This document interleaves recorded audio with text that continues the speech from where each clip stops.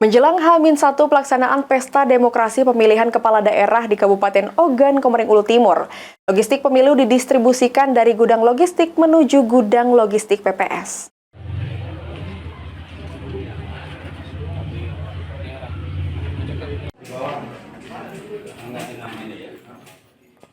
Satu hari jelang Pesta Demokrasi Pemilihan Gubernur dan Wakil Gubernur Sumatera Selatan serta Bupati dan Wakil Bupati Ogan Komering Ulu Timur, logistik pemilu berupa kotak dan surat suara mulai didistribusikan dari gudang logistik PPK menuju gudang logistik PPS.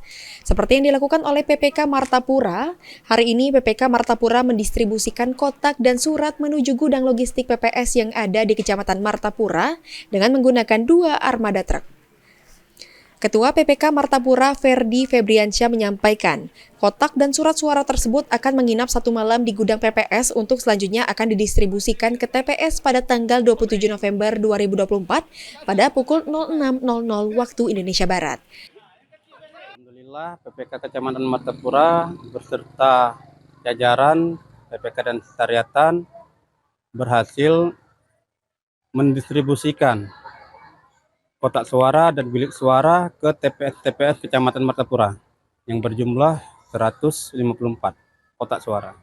Sejelasnya Pak, untuk alurnya gimana Pak untuk pendistribusian ini Pak di Kecamatan Martapura ini?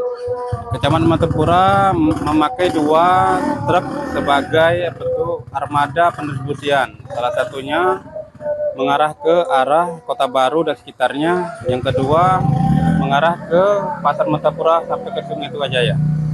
Misalnya Pak, dari PPS itu apakah kapan dijadwalkan untuk ke KPPS Pak?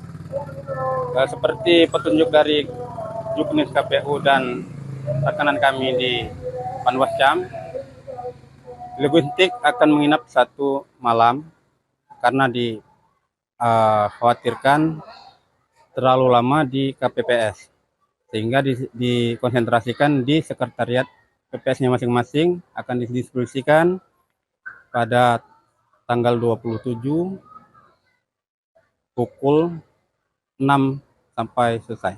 Berarti besok pagi Pak ya, dari PPS ke KPPS ya? Insya Allah benar Pak. Elvandri Jeffriyadi, PAL TV.